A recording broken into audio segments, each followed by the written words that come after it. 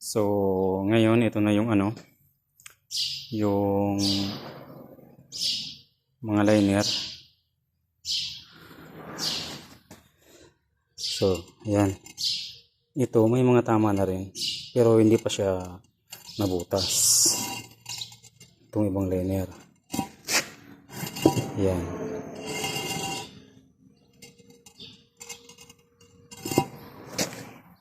Ayan. May mga tama na rin pero hindi pa siya nabutas. Kaya kailangan na yan palitan. Ayan. So lalo pat nilalagyan ng hindi magandang tubig. Ayan, tubig pa naman dito, maalat-alat. Ayan. Yung number 6 to. Ayan, grabe na rin. Butas na rin. Pabutas na yan. Ngayon, ito yung number 4. Oh. Dito yan. Dito yan pumasok yung tubig. Ito yung nabasag. Oh. Ayan. Oh. May crack na siya dyan sa sa ilalim. Ayan. Oh. Crack na yan. So, dito banda. Oh, ayan. Ayan. Oh. Yan siya. Oh.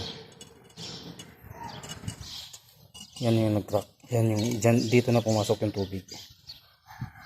Kaya napuno to eh. Napuno to ng tubig. Itong na to.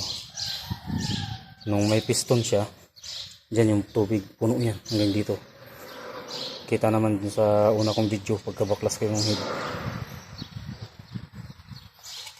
So, lahat na sila may tama, yung 6. Kaya dapat lang talagang palitan na yan.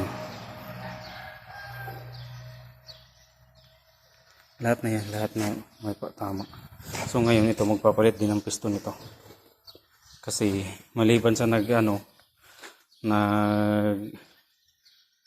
halo yung tubig sa kalangis, nag-overheat to. Ayan.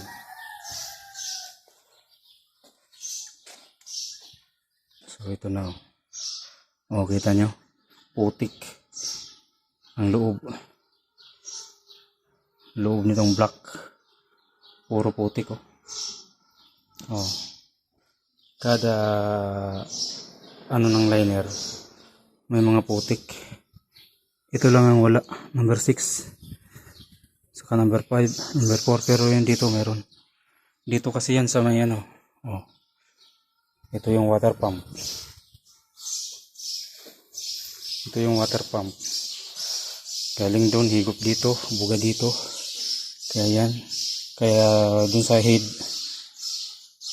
sa head maraming putik ito. Diba? Buga yan. Dami niyang putik. Saka dito rin. Kaya yan nagkaganyan.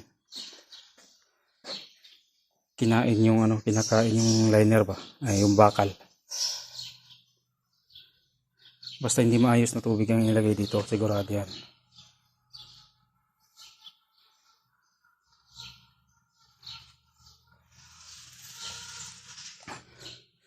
Dapat talaga may coolant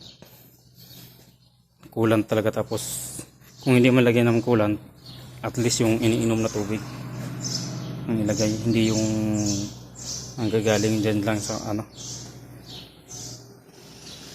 ito nilalagyan to siguro yung ang gagaling lang sa pinapump nila eh, galing sa ilalim ng lupa. Kaya yan nangyari. Tapos napansin ko dito isa, yung oil jet putol. Ayan, sa piston number 1 to, oil jet putol. Dapat ganito yan. Ito yan oh. Kaya dapat palitan to ng oil jet.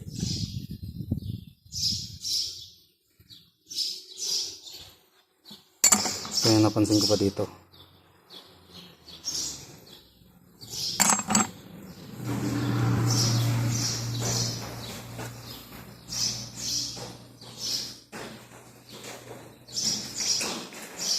Sige po mga lods. Salamat sa panonood. Ingat kayo lagi. God bless.